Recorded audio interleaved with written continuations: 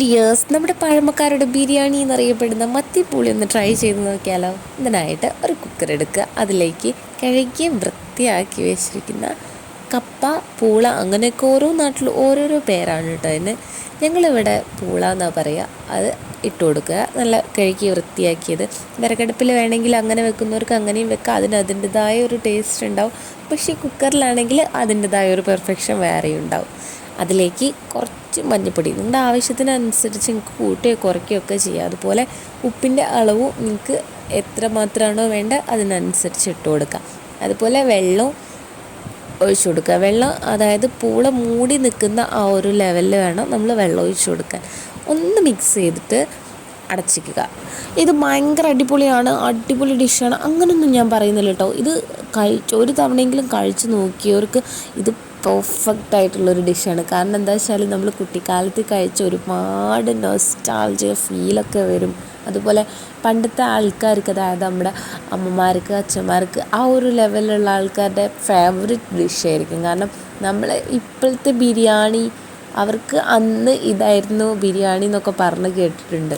Cooker വെച്ചതിന് ശേഷം ഞാനിവിടെ ഒരു അരമുറി തേങ്ങ ചിരവിയതെടുത്തിട്ടുണ്ട്. അതിലേക്ക് ആവശ്യത്തിന് ഒരു 4-5 അല്ലി വെളുത്തുള്ളി, ഒരു 3-4 ചെറിയുള്ളിയോ അങ്ങനെയാണ് എടുത്തത്. പിന്നെ കുറച്ച് മഞ്ഞൾപ്പൊടി നമുക്ക് അതിൽ ആഡ് ചെയ്തിട്ടുണ്ട് മഞ്ഞൾപ്പൊടി, എന്നാലും ഇതിൽ തേങ്ങയിൽ കുറച്ച് മഞ്ഞൾപ്പൊടി ഇട്ടിട്ടുണ്ട്. അതൊന്ന് മിക്സിയിൽ ഇട്ടിട്ട് ഒന്ന് ചതച്ചെടുത്താൽ മതി. ഒന്നായിട്ട് അരിഞ്ഞ് പേസ്റ്റ് രൂപത്തിലാവരുത്, ഒന്ന് ചതച്ചെടുക്കുക. ആവശ്യത്തിന് മുളക് ഇടാനിട്ട് നിങ്ങളുടെ എരിവിനനുസരിച്ച് മുളക് ഇട്ട് കൊടുത്താൽ മതി. ഒന്ന് ചതച്ചെടുക്കുക. പിന്നെ മത്തി കഴുകി വൃത്തിയാക്കി മാറ്റി വെച്ചിട്ടുണ്ട്. അത് ഈ ഒരു ലെവലിലാണ് ഞാൻ കട്ട് ചെയ്തെടുത്തത്.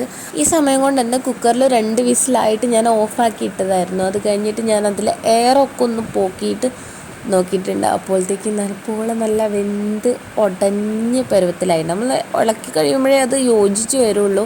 പക്ഷെ നന്നായിട്ട് വെന്തിട്ടുണ്ട്. അതിലെ വെള്ളമൊക്കെ ഒന്ന് ഊറ്റിക്കളയാം. അത് കുക്കറിൻ്റെ മൂടി തന്നെ ജസ്റ്റ് ക്ലോസ് ചെയ്യാതെ അങ്ങനെ വെച്ചിട്ട് തന്നെ ഒന്ന് ചെരിച്ച് കൊടുത്തിക്കുകയാണെങ്കിൽ അതിലുള്ള എല്ലാ വെള്ളമൊക്കെ പൊയ്ക്കോളും. ശേഷം നമ്മൾ ഈ മിക്സ് തേങ്ങ ചതച്ച് വെച്ചത് അതിലേക്ക് ഇട്ട് കൊടുക്കുക. എന്നിട്ട് ഒന്ന് കഴുകി ഒഴിക്കുന്നത് എപ്പോഴും നല്ലതാണ്. ഞാൻ എപ്പോഴും അങ്ങനെ ചെയ്യാറുണ്ട്. കാരണം അത് വേസ്റ്റ് ആക്കേണ്ട ആവശ്യമില്ലല്ലോ. അതും കഴിഞ്ഞിട്ട് നമ്മൾ കഴുകി വൃത്തിയാക്കി വെച്ചിരിക്കുന്ന മത്തിയില്ലേ, അത് അതിലേക്ക് ഇട്ട് കൊടുക്കുക. ഇതിലിട്ടതിന് ശേഷം നമ്മൾ കയ്യിൽ വെച്ച് ഇങ്ങനെ ഉടച്ച് ഇളക്കി കൊടുക്കേണ്ട അങ്ങനത്തെ ആവശ്യമൊന്നുമില്ല. ജസ്റ്റ് കുക്കറിൻ്റെ 2 സൈഡും പിടിച്ചിങ്ങാനിട്ട് ഇങ്ങനെ മേൽ കീഴാക്കി ഇളക്കിയാൽ മതി. അതായത് പൂള മുകളിലും മത്തി അടിയിലും വരുന്ന രീതിയിൽ ഒന്ന് ഇളക്കി യോജിപ്പിച്ചെടുത്താൽ മതി. എന്നിട്ട് കുക്കറിൽ 1 വിസിലും കൂടെ അടിക്കുക. കാരണം നമ്മൾ വെള്ളമുണ്ട്, പൂളൊന്ന് വാർന്ന് പോയി വെള്ളമെങ്കിലും വെച്ചാലും നമ്മൾ മിക്സിയുടെ ജാറ് കഴുകി കുറച്ചൊരു വെള്ളം ഒഴിച്ചല്ലോ, ആ വെള്ളം തന്നെ മതിയാവും. 1 വിസിലിന് ആ വെള്ളം തന്നെ മതിയാവും.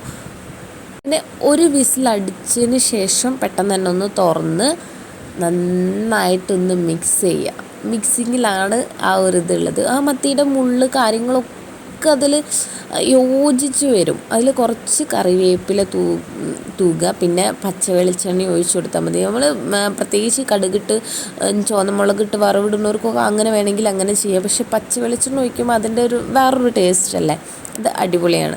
അതും കൂടെ ഉണ്ടെങ്കിൽ അടിപൊളി ഡിഷാണ്. അപ്പോൾ പുറത്തുനിന്ന് ഇത് കഴിക്കാത്ത ആൾക്കാർക്ക് വിചാരിക്കും, അയ്യോ ഇതിൻ്റെ മുള്ള് വായ കൊള്ളില്ലേ, മത്തിയും പൂളിയും അങ്ങനത്തൊക്കെ ചിന്തിക്കുന്ന ആൾക്കാരുണ്ടോ. ഞാൻ പണ്ട് അങ്ങനെ കുറേ ചിന്തിച്ചിട്ടുണ്ടായിരുന്നു. പക്ഷെ ഇത് കഴിച്ച് കഴിഞ്ഞാലാണ് ഇതിൻ്റെ ഒരു ടേസ്റ്റ് മനസ്സിലായത്. നമുക്ക് മുള്ളൊന്നും വായ കൊള്ളുക അങ്ങനത്തെ പ്രശ്നങ്ങളൊന്നും ഇല്ല. നന്നായിട്ട് ചവച്ചരച്ച് കഴിച്ചാൽ മതി, അടിപൊളിയാണ്.